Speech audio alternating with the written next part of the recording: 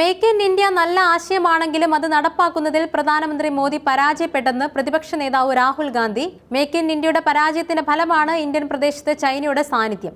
ഇന്ത്യയുടെ പ്രദേശത്ത് ചൈന കടന്നു കയറിയിട്ടില്ലെന്ന പ്രധാനമന്ത്രിയുടെ വാദത്തെ സൈനിക മേധാവി തന്നെ തള്ളിയിട്ടുണ്ട്. സാങ്കേതിക വിദ്യകളുടെ പുതിയ വിപ്ലവത്തിൽ മുന്നിലെത്തുകയും തൊഴിലില്ലായ്മ പരിഹരിക്കുകയുമാണ് ഇന്ത്യയിലെ യുവജനങ്ങൾക്ക് നൽകാവുന്ന സമ്മാനമെന്നും രാഹുൽ ലോക്സഭയിൽ പറഞ്ഞു. രാഷ്ട്രപതി ദ്രൗപദി മുർമുവിന്റെ പാർലമെന്റിലെ പ്രസംഗത്തിന്മേലുള്ള നന്ദി പ്രമേയ ചർച്ചയിൽ പങ്കെടുത്ത് സംസാരിക്കുകയായിരുന്നു പ്രതിപക്ഷ നേതാവ്. രാഷ്ട്രപതിയുടെ പ്രസംഗം കഴിഞ്ഞ കുറെ വർഷങ്ങളായി സർക്കാരിന്റെ പരിപാടികളുടെ ആവർത്തനമാണെന്ന് രാഹുൽ കുറ്റപ്പെടുത്തി. ഇന്ത്യ സഖ്യമാണ് രാജ്യം ഭരിക്കുന്നതെങ്കിൽ രാഷ്ട്രപതിയുടെ പ്രസംഗത്തിൽ എന്തുണ്ടാകണമായിരുന്നു എന്നാണ് താൻ പറയുന്നതെന്ന് രാഹുൽ വ്യക്തമാക്കി. കഴിയുന്നതാകണം സർക്കാർ. രാജ്യത്തിന്റെ ഭാവിയായ യുവജനങ്ങൾക്ക് വേണ്ട അവസരവും ദിശാബോധവും നൽകാൻ കഴിയുന്നതാകണം സർക്കാർ. പ്രധാനമന്ത്രി നരേന്ദ്രമോദിയും അമിത്ഷാ ഒഴികെയുള്ള മുതിർന്ന മന്ത്രിമാരും ഭരണ പ്രതിപക്ഷ നേതാക്കളുമടക്കം ലോക്സഭയാകെ രാഹുലിന്റെ പ്രസംഗം മുഴുവൻ സാഗൂതം കേട്ടിരുന്നു.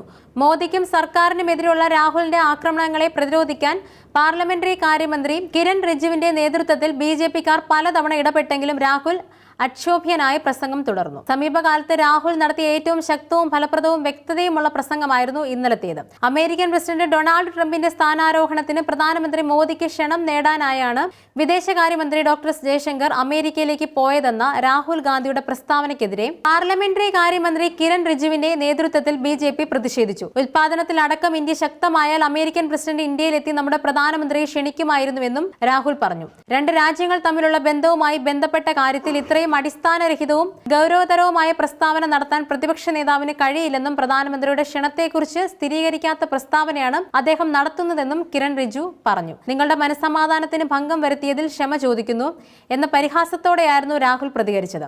എന്നാൽ ലഡാക്കിലെ ചൈനീസ് സൈന്യത്തിന്റെ നുഴഞ്ഞുകയറ്റത്തെക്കുറിച്ചുള്ള പ്രധാനമന്ത്രി മോദിയുടെ അവകാശവാദങ്ങൾക്ക് വിരുദ്ധമാണ് ഇന്ത്യൻ സൈന്യത്തിന്റെ പ്രതികരണമെന്ന് പറഞ്ഞ് രാഹുൽ ആക്രമണം കടുപ്പിച്ചു. RSSനെതിരെ രാഹുൽ നടത്തിയ പരാമർശത്തിനിടെ സ്പീക്കർ ഓം ബിർള ഇടപെട്ടു. സഭയിൽ സംസാരിക്കുന്നതിൽ തെളിവുകൾ വേണമെന്ന് സ്പീക്കർ പറഞ്ഞപ്പോൾ തെളിവുകൾ നൽകാമെന്ന് രാഹുൽ തിരിച്ചടിച്ചു. ഇതൊഴിച്ചാൽ രാഷ്ട്രീയ പ്രകോപനം ഒഴിവാക്കി രാഷ്ട്ര നന്മയ്ക്കായി കൃത്യമായ ലക്ഷ്യത്തോടെയാണ് രാഹുൽ പ്രസംഗിച്ചത്.